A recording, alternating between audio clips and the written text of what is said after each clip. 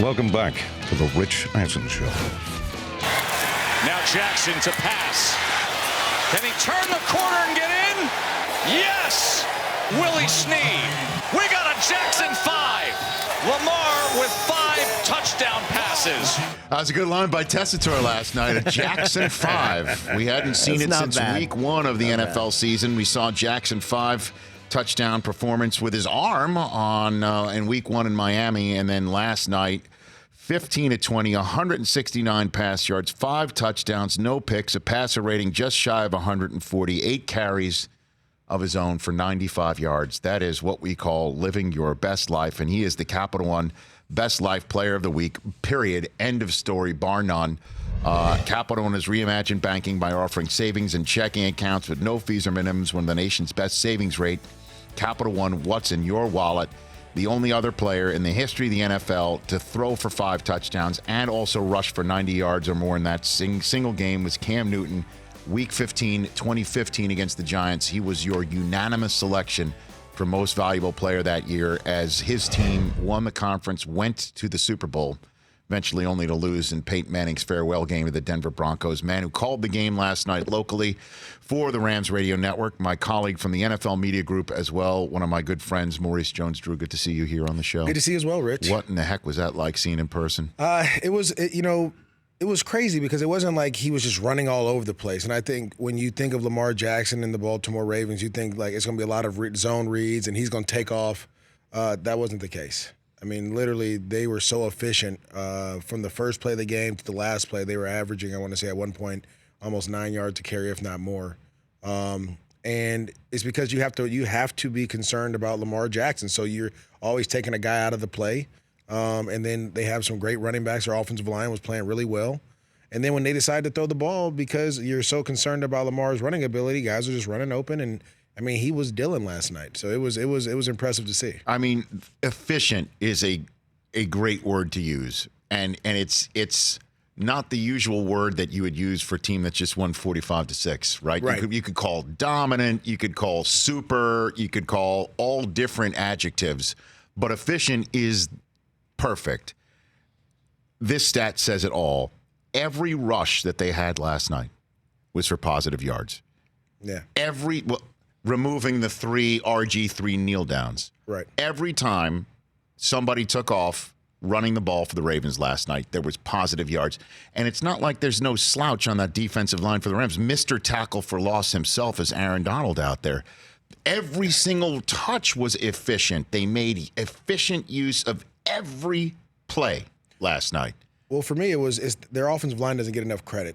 I mean, they lost their center maybe in the first quarter-ish, and we were kind of on the broadcast, myself and JB Long, were like, well, maybe this may be the opportunity that we can go and have an undrafted kid, rookie out of Cal Berkeley, who's going to come in, and it was like nothing happened. I mean, they were just breaking off runs left and right, and so they did a phenomenal job. With talking with Coach McVay after the game, it was just like, credit to them. Like, they did a great job both offensively, defensively, and on special teams. And there's a stat that JB Long had said during the game that Baltimore, they get first downs on first and second down. They rarely get it on third down. And then when they do, if they don't get it on third down, they go for it on fourth down every time pretty much. And, I mean, I think it was a 4th and 4 late in the third quarter. Right.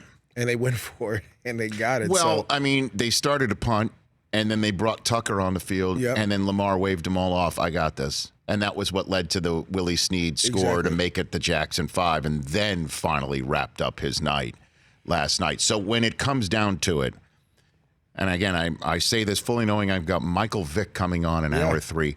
Have you ever seen anything like Lamar Jackson? So I have to tell you this story before I dive into that. We had heard when I was in Jacksonville about this kid in Orlando and what he was kind of doing. So we drove down to see him play. What do you mean? In high school, when he was in high school. You just hear all the stories about all the kids. When you're at the when I was with the Jaguars. Yeah, so Derrick Henry was right up the street at Yulee. We drove down to see Lamar play, and it wasn't like sat to the side and he was spectacular then. Watch him at Louisville, he's spectacular there. So, when I was always hearing all this stuff like, hey, this guy should play receiver, like that's all he's ever played was quarterback his whole life. He's never played anything else. You just have to commit to his skill set. And what Baltimore did this offseason, where they went to Louisville, they talked to all their coaches, they figured out what he did well, what he didn't do well, and they've really created a offensive scheme around that. I wasn't surprised they went to the playoffs last year when he finally got in. What I am surprised is that his ability to throw the ball when he scrambles. So we always see Russell Wilson scramble, and he'll always looking downfield. That's what Lamar does now. Before, he would just take off normally. So they've changed his game a little bit, but I've never seen anything to the fact where like they dance after every incompletion, every good play. They're having a great time. They're smiling. He just has this energy about him that it's weird. Like I've never seen like Marlon Humphrey batted a ball down maybe in the fourth quarter. This goes to why he's so good.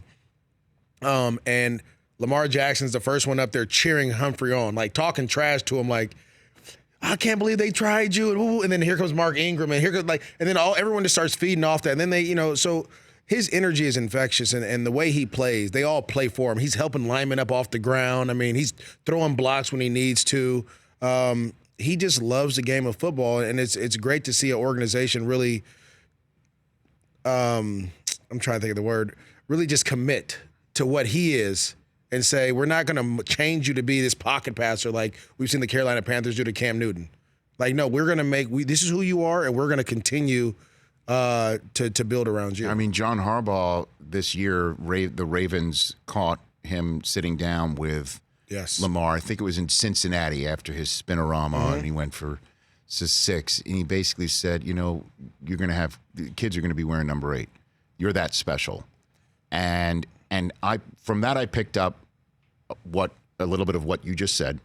They've embraced. Right. They've committed. They went in. He was on the hot seat last year, John, and he had the ability and the foresight and the intelligence and the gumption to basically say, I've got my quarterback that I won a Super Bowl with. Right. Ozzie Newsome left this under the tree before he left. Right. Under the football Christmas tree, and I'm going to open that present right now, and we're going to mid-season switch things up. So that embrace, what I heard him basically say that to him, was just verbally adding on to the embrace. But on top of it, that he doesn't have an ego that the coach would be concerned about feeding by saying to him, you know what, you're special. I thought that just told so much as to why he is, in a way, somebody and some being essence that we just haven't seen. Well, last night before the game, the Rams had Watts Rams there, one of their youth organizations that the football organization that they work with, and Lamar goes up and high fives every kid down the line. Now, mind you, this is when you're warming up, and some people take that warm up like I always try to get into the zone, then so I try to like clear everything out. I mean, they were just as loose as can be. Like, I mean, this is just all off the field stuff. Like, you see him in videos with his teammates. Like, they're all always smiling. Everyone's having a good time. When you talk to their coaches, all they say is he's humble. He's humble about it. It's not like he's like, look at me, look at me. He's always trying to put the attention on someone else. And so again, this is a team that is young and scary because, I never understood the ad is like they're too young to know what they're doing. But I see it now, right? Like, they're just out there having a great time. They're just playing football like it's in the backyard. And what they do travels well. So it's going to be exciting to see kind of, this next matchup against the Niners, how that goes. And then down the road. I mean, they punked the no question. Patriots. They punked the Texans. The Seahawks. They punked the Rams last night. Yeah. Hard to think that the Niners aren't going to be next.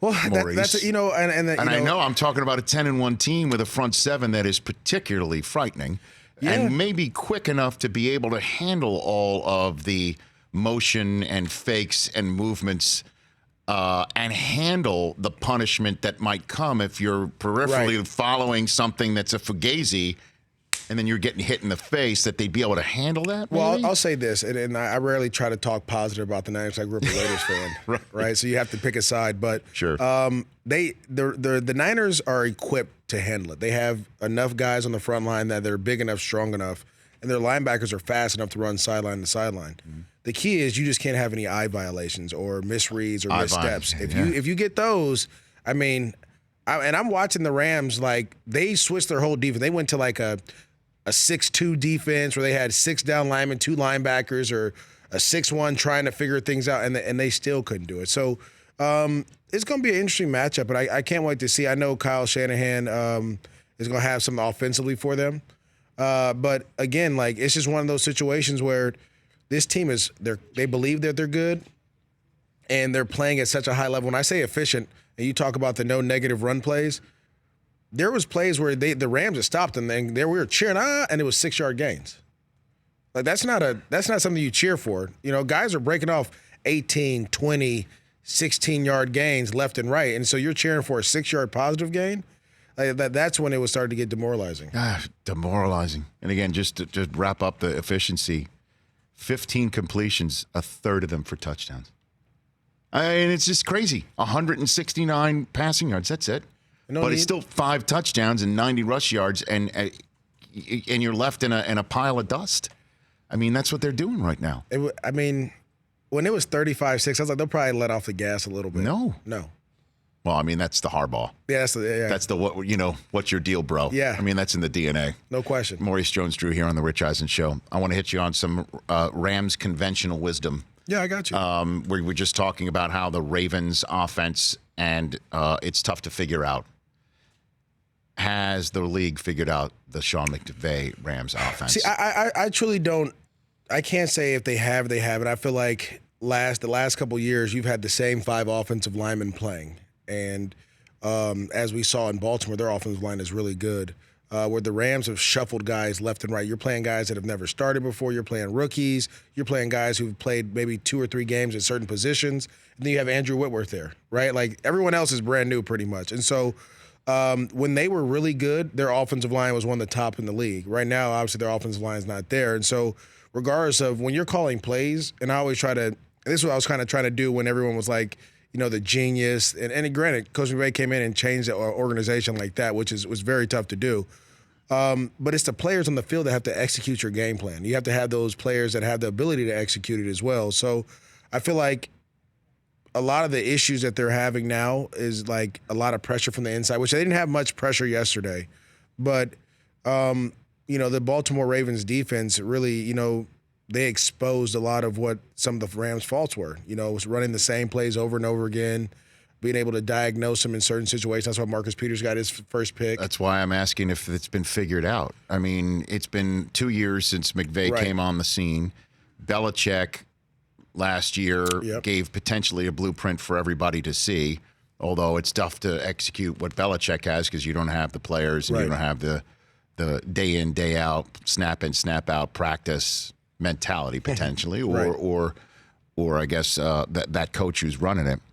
That's why I'm asking. I mean, because the line is banged up 1,000%, but that's still number 30. That's still Kupp and Woods and Cooks, who just came back last night. Same tight ends. Right. It's lost right now, and Goff looks completely different, right? Different, yes. I'll say this, everyone has tendencies, and that's kind of the part of the NFL where you have self-scouting. So teams have 2 years of your tendencies and what you like to do in certain situations. And I think that's what they figured out. If you look at the Pittsburgh Steelers game, they knew on third in certain situations that they're going to try to get the ball to Cooper Kupp. So we're going to double team him with Minkah Fitzpatrick anywhere he goes. There's other games where, like, you're facing the Niners and you have opportunities to go down and probably take the game over and possibly win the game. You get stopped on 4th down, you come out of the half, and you fumble the first carry, right? So they've had some unfortunate situations go around. But even when they have big plays, and this is what is concerning with me, even when they have big plays and you want to get excited, there's always something that brings a big play back. So they can't get into that rhythm that they've been in. When you look at some of the games they've had over the last couple of years, they'll get into a rhythm. They start no huddle. They'll start getting after you, taking shots, different things, and it opens up. Now, when they try to get in that rhythm, something is always pulling them back. So it may be teams have figured it out. It may be that they just have gotten old in certain situations, or they're just brand new in certain situations. And it's, it may be, I think, it's a nice gumbo pot of a little bit of everything in a way. Mm-hmm. So what do you think they're going to do in the offseason with no first-round draft choices? But, again, you still have a kid who was a Super Bowl quarterback just last year. Right. At some point, we are going to see the Gurley of the first 12 weeks of last year again, right? Yeah, I think so. I mean, I thought he ran well against Pittsburgh. I thought he ran well against Chicago, against that defense that's been pretty tough. It's just you can't have 6 carries and expect Gurley to go for 100 and 200 yards. That's not going to happen. And so you have to feed him more. You have to want, or at least try to be in a position to feed him more. I mean, you get down 14-0 real quick against the Baltimore Ravens, every play caller is going to go to throwing the ball. So I personally feel like, and I've said this all year, like they had a plan about utilizing Todd Gurley this season, but once you start losing, that plan has to go out the window, and you just have to try to find ways to win games. And 30 is your best way to win games, because when he's running well, as you saw against the Chicago Bears, they were running well, and then all of a sudden guys are running wide open on the play action pass. Right. And so that's what it was the first 2 years. Todd would get these runs, and he started breaking these runs off, and then all of a sudden you pull it out, and then you throw the ball down the field. Robert Woods is by himself, or Cooper Kupp's by himself, like second level too, not like quick passing. Exactly. Game, so you have to find a way to get back to that, and going forward, it's so yeah, they got demolished last night, 45-6. It was disheartening. But this is the funny thing about it. It was an AFC opponent and really didn't have much to do with the standings. No, it's true. You're right. It's an AFC opponent, and it's a loss. Yeah, it's just a loss. And so you have the next 5 opponents are NFC. Yep. And if you can find a way to run the table, you have a chance to make it to the playoffs. And so I think it's going to take 11 wins though. It's going to definitely take 11 with the way Minnesota is playing in Seattle, and you get to play Seattle at home. So that's nice. And Minnesota and Seattle play this week coming up. So you have a chance to get back in this race. You just have to. You can't. There's no slipping up anymore. Last one for you, Maurice. What happened with speaking of gumbo, Marcus Peters and Jalen after the game last night? They were. Yeah, I saw it. It was actually they were chirping the whole time, and that's both of them are very. They're chirpy. Yeah, they're chirpy. They're alpha males. They consider themselves to be the best. Right. I think they're both top competitors. Like I've gotten into altercations with people when I played, even guys that I know, just because you're just talking and it kind of boils over. Like, granted, Jalen was upset they lost 45-6, and Marcus Peters says everyone's smiling and hugging Marcus Peters like, "Hey, great job, man." He's upset. I think it was just like this kind of that boiling over. I don't think anything would have happened though. And last one for you, Weddle not coughing up some of the Ravens' secrets or potential game plan. Is that cool? I mean, I know everyone's cool with him just as a guy and as a teammate, but now post 45-6 here, do you think there's any there with Weddle? So you sit and said there are certain times I remember playing, and we traded a guy to the Detroit Lions and Mike Thomas, and we play him the next week. I was hurt, and he's literally with the defensive coordinator telling him every play that we're checking to, because you obviously can hear it. But that to me was like, all right, you've gone too far. But again, I understand why you're doing it. You're a little upset that you got traded. I think for Eric Weddle, it shows his appreciation for that organization, what they did for him, is that he's not going to do that. And I don't know if Marcus Peters did it or if he didn't do it, but he did. Definitely he did. I mean, you start to say he definitely did. He did. Yeah, I mean, because he's probably pissed that he got. Yeah, that he was viewed as we just got to get rid of you because we need to make room for Jalen. Right. No, and you know what? And if he did, which he probably did, it's part of the game. Like that's what happens when you trade people and they get upset. I know, but what if Weddle? You don't think there's anybody in that locker room? I don't think if Weddle, even if he said anything, it wasn't going to change. Because that's how dominant it was, man. If you don't know, the other part is Lamar Jackson never ran a 40. So no one knows exactly how fast he is. Right. Like, so when you do these scouting reports, you're going to say, like, he's fast. But no one knows how fast. Like, is it 4.3? Is it 4.4? Is it 4.2? So you don't know the angles that you need to take to get there. Do you got Weddle from last night? Can you cue that up before we send Maurice Jones-Drew away here? I know we listened to it before the show. Because did you? I mean, I heard some of it. Because and the reason why Lamar did not work out at the combine like that was because everyone was trying to still at that point talk about maybe you should work out at wide receiver or something. Like, some scouts were thinking like, hey, can you do that? And he didn't want to give that any oxygen at all. So he didn't even run at the combine. Here's Weddle after the game. There's nothing like it. Is there something You can't emulate it. How are you going to practice it? Lamar is the fastest guy on the field. And now you got it. Obviously, I'm a little frustrated. No, don't take it. It's just he's an MVP for a reason. How fast do you think he is? Would he have run a 4.3? For sure, right? Easily. Because this is in pads, man, what we're seeing. Yeah, like don't be surprised if he's as fast as Hollywood Brown. Like that's how fast he is. And you have to, and it's different. Like I said, I've seen him at all 3 levels, from high school to the pros, and it hasn't changed. Like, he is an animal, and his mom supports that his dream is to play quarterback. I remember there's a story coming out of Louisville that they had him like try to return punts. And his mom had to call the coach, was like, hey, like, this is not what we agreed. This is not what we agreed upon. You heard that story, right? Like, this is not what we're doing. Oh, yeah. And so she knew. And so I think, him not running the 40, them really being totally committed to it. In the scouting report that you get on him, it'll never tell you a speed. Like, I would just put 4.1 on there. And they said, look, this is what he ran in the 40, 4.1. So you better take the correct angle. You better correct yourself to try to go get him. Yeah, Hollywood Brown ran a 4.3 at his pro day. And that was when he was coming back from a foot injury, too. We might just need to see them just kind of like hand off to him on a jet motion or something like that. And then he just has, and Lamar just got to pull a Tyreek Hill as Hollywood Brown's going down the hill, going down the field and just run past him like he did to Damian Williams. So if that would have happened to me, Rich, I think I'd have been more upset than so. I'd have been like, yo, get away from me. Because this is on national television. You just walked up and caught me. I'm over here running full speed, and you're jogging, laughing, talking to me. At MJD on Twitter, at M.JonesDrew32 on Instagram. Check this man out on Thanksgiving night on NFL Total Access after the Cowboys games, or prior to the Cowboy game, and in between Cowboys and Saints Falcons. Cowboys and that may be at the very end, too, depending. Someone may get snowed in. Snowed in. Yeah, question. In California. There you go. This man, Maurice Jones-Drew, hard-working man. You're great, brother. I appreciate Thanks it. for coming in here. That's Maurice Jones-Drew on The Rich Eisen Show. For more of The Rich Eisen Show, tune to Audience Channel 239 on DirecTV for free on BR Live, or download The Rich Eisen Show app.